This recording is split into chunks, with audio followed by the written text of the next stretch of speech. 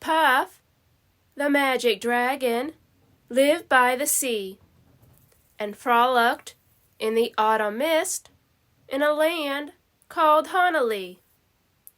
Puff, the magic dragon, lived by the sea, and frolicked in the autumn mist in a land called Honolulu. A dragon lives forever, but not so little girls and boys. Painted wings and giant's rings make way for other toys. One gray night, it happened, Jackie Paper came no more, and Puff, that mighty dragon, he ceased his fearless roar. His head was bent in sorrow, green scales fell like rain. Puff no longer went to play along the cherry lane. Without his lifelong friend, Puff could not be brave. So Puff, that mighty dragon, sadly slipped into his cave. Puff, the magic dragon, lived by the sea, and frolicked in the autumn mist in a land called Honolulu. Puff, the magic dragon, lived by the sea, and frolicked in the autumn mist in a land called Honolulu.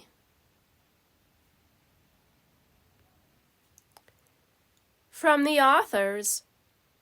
Over the years, Puff, the magic dragon, has changed a lot for me because of the thousands of stories people have told me and my singing partners after our Peter, Paul, and Mary concerts. They've shared how the song moved them as children, how it made them cry, and how they've sung it to their own children and grandchildren. Puff has appeared to me both childlike and wise, a king, but also a willing follower of just about any bright spirits that inspired him. Puff gives his whole heart and soul to our special friend, Jackie Paper. And though it is terribly painful when Jackie grows up and has to leave, Puff has given Jackie the strength and courage he needs to believe in himself when he goes back to the real world.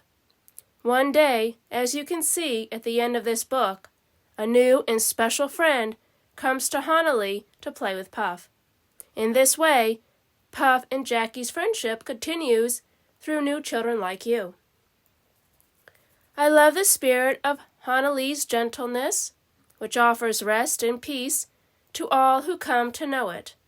You can feel that spirit in this book's beautiful illustrations, and you can also hear it in the very special version of Puff that I recorded with my daughter, Bethany.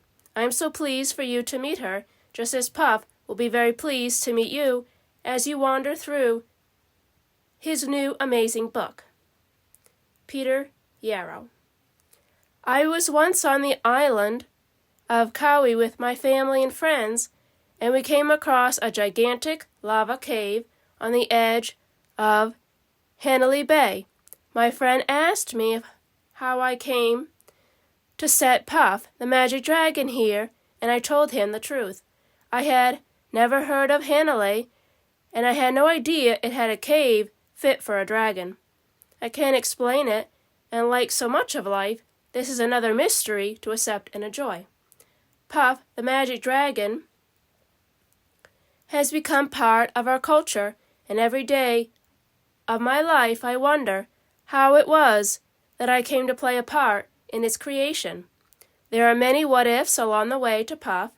I left a poem in Peter Yarrow's typewriter, and he added some new lyrics and turned it into a song. If I had taken what I had written seriously, I would have kept that piece of paper, and Peter might never have seen it. And if Peter hadn't met Paul and Mary, it's probable that nobody would have ever heard of Puff. I think of Puff as a gift, as much for me as for you. So I would like to thank you, the reader for making Puff what he is today. Lenny Lipton.